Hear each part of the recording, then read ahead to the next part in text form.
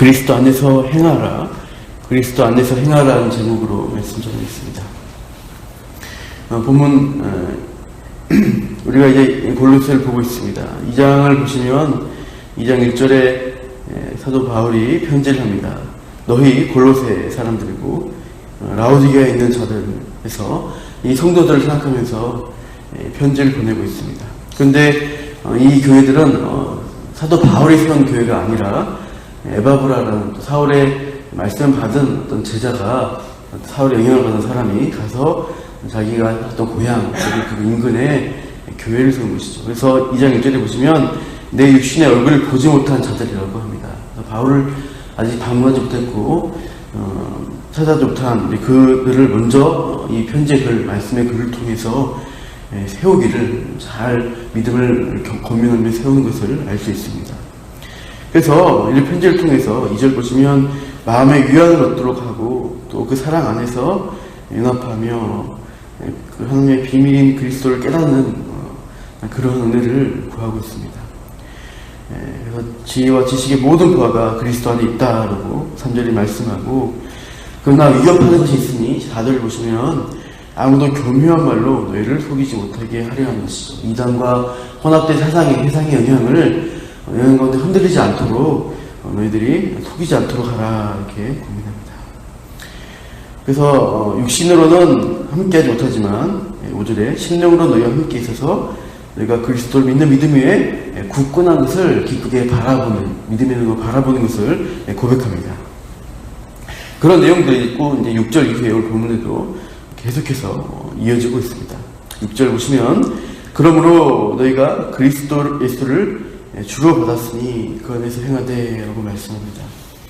그래서 받았다라는 단어는 언어로는 마음으로 받다, 영접하다는 뜻입니다. 이것은 너희 바로 골로새 성도 너희들이 그리스도를 마음의 중심에 주님으로, 구원자로, 구세주로 영접한 자들입니다. 그런 사람들은 어떻게 행해야 하는가 했을 때 그 안에서 행하라는 말씀이 오늘 6절에 나오고 있죠. 그 안에서 행하라. 그가 뭘까요? 그것은 바로 앞에 나오는 그리스도 예수를 가리킵니다. 그리스도 안에서 행하라. 행하다, 이 동사는 걷다, 나가다, 살아가다 이 뜻이죠. 우리 한자말 행하다 행자와 비슷합니다. 이거 행하라, 이렇게 현재 시제 명령으로 우리에게 주어집니다. 현재 시제라는 것은 계속적으로 진행된 동작, 지속된 동작을 의미합니다. 이 동작을 명령하고 있는 것이죠. 그러므로 그리스도 예수를 믿는 성도들은 계속해서 그리스도 안에서 행하라. 그리스도 안에서 계속 걸으며 발전하며 성숙한 성도의 삶을 살라는 권면을 이 6절에서 하시고 있습니다. 그런데 오늘 보면 전체적으로 그 단어가 눈에 띄게 반복되는 것을 볼 수가 있습니다. 우리 7절 한번 보십시오. 7절 보시면 그 안에 뿌리를 박으며 세움을 받으라고 되어 있습니다. 9절을 보십시오. 그 안에는 신성의 충만이 있다라고 되어 있습니다. 10절 보시면 너희도 그 안에서 충만하셨다라고 또 말씀합니다. 11절 마지막을 11절 보시면 그 안에서 나오고 12절 마지막에 그 안에서 함께 일으키심을 받았느니라. 그 안에서라는 단어가 의도적으로 반복이 되고 있습니다. 이것은 누구 안에서입니까? 아까 6절에 보았듯이 그리스도 안에서라는 것입니다. 성도의 모든 삶이 그리스도 안에서 행하여지고 이루어진다는 말씀입니다. 그리스도 안에서 뿌리 내리고 세워질 것이고 그리스도 안에서 충만한 삶을 살아갈 것이고 승리하는 삶을 살게 된다는 것을 보면은 강조하고 있습니다. 세부적 내용 보시면 7절 그리스도 안에서이죠. 그 안에서 뿌리를 박으라고 합니다. 세움을 받으라고 합니다. 뿌리를 박는다는 것은 이 단어 자체가 나무가 뿌리를 박는 상태를 가리킵니다. 이것은 시편 1편에 보면 시냇가에 심은 나무를 연상시켜주고 있어요. 시냇가에, 그 생명수 시냇가에 나무가 뿌리 박아서 사시사철 푸른 나무의 모습을 보여줍니다. 그리고 그 시냇가에 생명을 공급받아서 어떻게 합니까? 아름다운 열매를 맺는 시절조차 과실을 맺는 그 모습이 성도의 삶이라는 것을 이제 생각할 수 있죠. 세움을 받다라는 단어는 쌓아 올리다, 그 건물이 어떤 기초 위에서 점점 세워져 가는 그런 모습입니다. 그래서 뿌리박고 세워진다, 이것은 둘 다 수동태에서 이제 동작을 받는 것입니다. 그러니까 주체는 하나님이시라는 의미예요. 하나님이 성도의 삶을 세우시고 뿌리박게 하십니다. 하나님이 어떻게 하셨어요? 우리 한 사람 한 사람을 부르셨습니다. 창세전에 택하셨고 우리를 부르셨고 우리가 살아가는 가운데 그 부르에 우리는 응답을 받아서 이 시간 믿음의 삶을 또 살아가고 또 기도의 자리에 또 나아오셨습니다. 근데 그것을 현재 시제 어려운 세상이에요. 현재 시대 수동태라는 것이죠. 하나님께 행하시고 있지만 현재적으로 계속해서 이 일들이 이루어져 가는 것을 의미합니다. 완성되고 끝난 게 아니라 우리가 살아가는 삶 가운데서 계속해서 행해야 하는 일들입니다. 우리는 계속 그 그리스도 안에서 뿌리 박아야 됩니다. 순순하게 우리 삶의 기초를 뿌리 박고 점점 위로 세워져 가는 성숙한 성도의 삶을 살라고 교훈하시고 있어요.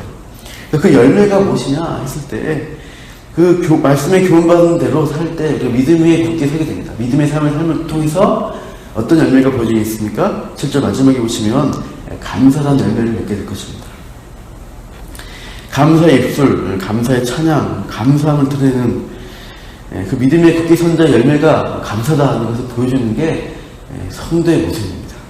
나무가 이렇게 믿음의 뿌리 받고 점점 열매를 맺게 되면은 감사하는 게 나타난다는 표현이죠. 그리고 2016년 한 해를 마무리 짓는 마지막 한 주입니다. 돌아보십시오. 어떻게 하나님께서 내가 살아왔죠. 내가 열심히 일해서 돈을 벌고 생계를 유지하고 음식을 먹고 활동을 했습니다. 근데 나를 숨쉬고 살아있게 하신 분, 지탱하신 분이 하나님이시다. 우리의 순간순간의 삶의 과정에 또 한 해를 돌아볼 때 어려움도 있었지만 하나님이 그래도 그 속에서 이끄시고 나를 세우시고 깨닫게 하신 것도 있었습니다. 보이지 않는 손길 속에 하나님이 행하셨구나. 이 감사의 고백을 하십시오. 하나님이 나를 위해서 행하신 일들 그렇게 감사하시고 되새기시기 바랍니다. 또 그 감사 위에 또 우리 2017년 바라볼 때 또 소망을 가지고 하나님의 행하실 것을 기대하는 또 믿음을 가시기를 축원합니다. 그러나 성도의 삶 가운데 항상 편안한 것이 아니라 위험이 있다는 것을 우리 또 알아야 합니다. 8절 보시면 누가 철학과 헛된 속임수로 너희를 사로잡을까 주의하라고 경계하고 있습니다. 골로새 교인들은 그 당시 로마의 어떤 정치적 세력 영향도 있었고요. 황제 숭배의 그런 요청도 있었죠. 그리고 헬라의 철학이라는 당시 온갖 신들의 이야기 거기에도 이유를 받고 또 골로새에 유대인들이 많았다고 했죠. 유대인들이 가지고 있는 전통 어떤 사람의 유전 전통을 통해서 받는 어떤 신비적인 것들 천사 숭배의 사상들 16절 이후에 나오지만 18절에요. 그런 것들의 영향을 계속해서 이제 받는 것입니다. 그러니까 바른 믿음에서 자꾸 떠나게 하는 유혹들이 있습니다. 우리 신앙길에도 신앙의 길에도 세상 유혹과 세상의 가치관들이 지뢰처럼 우리를 넘어지게 하고 참 흔들고 있는 그런 것들을 보게 됩니다. 골로새 교인처럼 또 이 시대에 우리 또한 이런 세상의 유혹이 있다는 것이죠. 그래서 우리가 어떻게 해야 돼요? 우리를 사로잡지 않도록 주의해야 합니다. 경계해야 합니다. 우리가 가만히 있으면 이 텔레비 보거나 또 뭐 세상의 이야기들 요즘 재테크니 이런 것들 듣다 보면은 성도의 삶을 살아가는 게 힘들어요. 내가 더 아등바등 해야 되는데 교회에 더 시간 내서 안 되겠다. 나가서 일해야지. 이렇게 흔들려 버리면 성도의 믿음의 삶이 흔들리게 되고 뿌리밭이 킨 게 이렇게 요동치게 됩니다. 우리가 이것들에 대해서 사로잡히지 않도록 항상 주의하고 경계해야 합니다. 이것은 무엇이냐? 사람의 전통과 세상의 초등학문을 따르는 것이다. 사람이 세운 것입니다. 사람이 생각하고 사람이 주도적으로 해왔던 것들을 그게 맞겠거니 하지만 하나님이 볼 때는 틀릴 것입니다. 아담과 하와도 사람의 생각으로 하게 됐을 때 하나님을 범죄하고 자신의 힘으로 하나님이 된다라고 했던 그 시작이 죄 짓는 것이었고 하나님으로부터 단절된 삶을 사는 것이었습니다. 그래서 아주 비참한 결과를 낳게 된 것이죠. 사람의 생각, 사람의 전통을 우리가 이것이 결국 좋은 것이 아니구나라는 것을 알아야 합니다. 세상의 초등학문, 세상의 어떤 기본적인 그 원리들을 따르는 것도 우리에게 참 신앙에 위험을 줍니다. 그리스도를 따르는 것이 아니라고 분명하게 말씀하고 있습니다. 우리가 살아야 될 것은 그리스도 안에 서야 합니다. 다시 기억하십시오. 그리스도 안에 거하고 행하는 것이 오늘 말씀에 계속된 반복된 강조점이고 요청입니다. 9절 이후에 보시면 그 이제 말씀이 나오죠. 그 안, 그리스도 안에서 무엇이 있어요? 신성의 모든 충만이 육체로 거하셨다는 거예요. 바로 예수님 안에서 하나님의 신성이 충만한 것이 성실한 그 육신에 있게 되었다. 그래서 그 그리스도를 믿는 그 안에 거하는 자들이 어때요? 10절 보시면 너희도 그리스도 안에서 충만해지는 것이다. 이것도 수동태로 있습니다. 그리스도 안에 우리가 거하게 될 때 하나님의 충만, 하나님의 우리를 충만케 하신 은혜가 우리 안에 이렇게 들어오게 하십니다. 가득 차게 하십니다. 그는, 그리스도는 모든 통치자와 권세의 머리시라고 고백합니다. 이 통치자와 권세, 이 말씀은 우리 앞에 보시면 1장에 거기 나오시죠. 제가 토요일날 봤던 말씀인데 16절에 보시면 나오는 단어들이 나옵니다. 16절 마지막에 1장 16절 마지막에 보시면 왕권들, 주권들, 통치자들, 권세들 나옵니다. 이것들이 이제 천사의 어떤 위계 질서를 가리키는 옛날에 헬라 유대교 전통 묵시 문학에 나오는 그런 연결된 내용들입니다. 그것도 볼 수 있고 그 당시 정치 세력들도 볼 수 있습니다. 모든 통치자와 권세의 머리시다. 머리라는 것은 위에 통치자, 주권자시라는 의미입니다. 우리 15절을 봐보시죠. 15절 한번 읽어볼까요? 15절 시작. 통치자들과 권세들을 무력화하여 드러내어 구경거리로 삼으시고 십자가로 그들을 이기셨느니라. 같은 단어가 여기도 나옵니다. 통치자들과 권세들을 어떻게 해요? 힘 있는 것들이죠. 강한 것들이죠. 어떻게 보면 어떤 천사라면 어떤 힘을 가진 존재, 사탄의 세력에서 악한 존재, 공중의 권세자분의 존재들이 우리를 지배하고 넘어뜨리려고 하는 것입니다. 그런데 그리스도께서 어떻게 하셔요? 무력화하시는 거예요. 힘을 빼버립니다. 이 15절의 내용은 당시 로마의 개선행진의 장면입니다. 로마의 장군이 이제 이방 변방에 어떤 야만족이나 이민족을 이렇게 쳐부숴서 승리하게 되면은 그들의 왕이나 적장을 사로잡아서 끌고 옵니다. 로마에 끌고 와서 개선문을 통과할 때 이제 앞서서 이제 장군들이 개선 장군이 말을 타고 가고 뒤에는 그 적장들을 이제 묶어서 이렇게 포로로 전리품으로 끌고 갑니다. 그래서 모든 로마 사람들이 시민들이 이렇게 개선행진을 보면서 이제 적장에서 조롱하고 자신의 승리를 다투가는 그런 모습들로 보여져요. 구경거리를 삼았다는 것이죠. 저들이 패배했다. 완전히 우리의 전리품이고 우리가 그들의 지배자다. 이것을 자랑하면서 구경거리로 삼는 것입니다. 그렇게 해서 그들의 승리를 드러내는 모습이 개선행진이었습니다. 사도 바울은 그 장면을 연상하면서 이 시대의 어둠의 통치자들, 사단의 본세, 그리고 로마 황제의 어떤 그런 정치적인 어떤 힘들, 그 앞에 성도들이 위협을 받고 연약함을 힘들고 때로는 박해를 받는 모습도 있었죠. 위협이 있죠. 두려움이 있죠. 그러나 그것들이 어떻게 돼요? 그리스도 안에서 영적으로 바라봤을 때는 그들은 그리스도의 통치를 받게 되고 결국 지배를 받을 것이고 패배당해서 그리스도의 우월하심을 드러내는 십자가의 승리를 보여주는 것이 이것이 진리다라는 것을 알려주고 있습니다. 그래서 성도들은 힘을 내어서 이 세상의 원리들, 가치들과 싸워서 이기는 것이 성도의 삶의 모습인 것입니다. 겉보기는 힘들고 어렵지만 영적으로 봤을 때는 승리자의 모습이 성도의 삶입니다. 이것들을 기억하시라는 것이죠.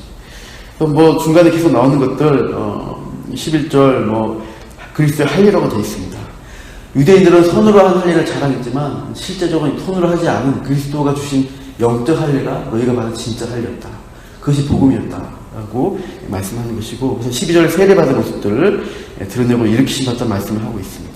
13절에 범죄와 육체 할 일로 무할례, 할례 없으므로 원래는 죽은 자들이었다는 것입니다. 예수님 안에 있지 않은 자들은 어떻게 되는 거예요? 세상에 두 종류의 인간이 있죠. 그리스도 안에 있는 사람과 그리스도 밖에 있는 사람입니다. 안에 있는 사람은 산 사람입니다. 하나님으로서 영적으로 산 사람이고요. 밖에 있는 사람들은 죽은 자들입니다. 성경은 계속해서 그리스도 안에 밖에 있는 믿지 않은 자들 향해서 죽은 자들이라고 표현한 것을 곳곳에서 우리가 볼 수가 있습니다.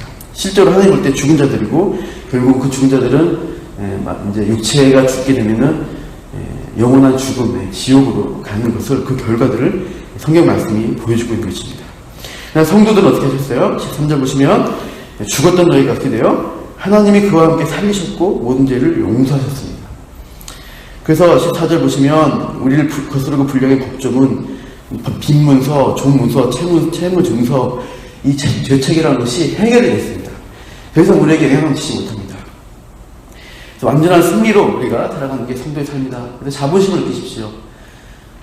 세상에 살아갈 때는 그들이 조롱하고 그들이 우리보다 우세하고 가진 게 많은 것처럼 보여지지만, 실제로는 그들은 이 어둠의 권세, 통치자와 그 권세들 아래에 예언을 받고 죽음의 길을 가고 있습니다. 그러나 우리는 십자가에서 승리한 삶을 살아가는 것입니다. 그리스도 안에서 행하십시오. 그리스도 안에서 뿌리 박으시고 세워지십시오. 그렇게 오늘 하루 굳건하게 신앙의 삶을, 믿음의 삶을 살아가시고 또 감사의 열매를 보여주시는 저 여러분 되기를 축원합니다. 기도하겠습니다. 하나님 감사합니다. 한 해 동안 주님 우리를 인도하시고 지켜주셔서 우리가 성도란 이름으로 교회에서 모여서 예배하고 또 새해를 시작했었고, 또 이제 한 해를 마무리하는 가운데 하나님께 더욱 감사의 입술로 고백으로 나아갑니다. 이 믿음의 삶이라는 것이 참 쉽지 않고 또 싸움의 길이고, 세상의 유혹에 대해서 또 세상의 것을 우리가 포기하는 그런 우리의 참 성도의 노력들이 필요합니다. 하지만 하나님의 은혜가 더 크고 하나님의 충만케 하시는 것들을 바라볼 때, 하나님 이 세상에서 승리하는 것이 아니라, 이 세상의 것으로 승리를 나타내는 것이 아니라 그리스도 안에서 믿음으로 승리하는 참된 십자가의 승리를 우리 성도들 깨닫게 해주시고, 그것들 붙들고 또 우리가 새해 기쁘게 소망으로 맞이하도록 인도하여 주시옵소서. 오늘 하루의 삶을 살아갈 때 그렇게 성도의, 그리스도 안에서 살아가는 성도의 굳건한 삶, 참 멋있는, 참 열매 맺는 그 삶을 오늘도 허락하여 주시옵소서. 감사하는 예수님 이름으로 기도합니다. 아멘.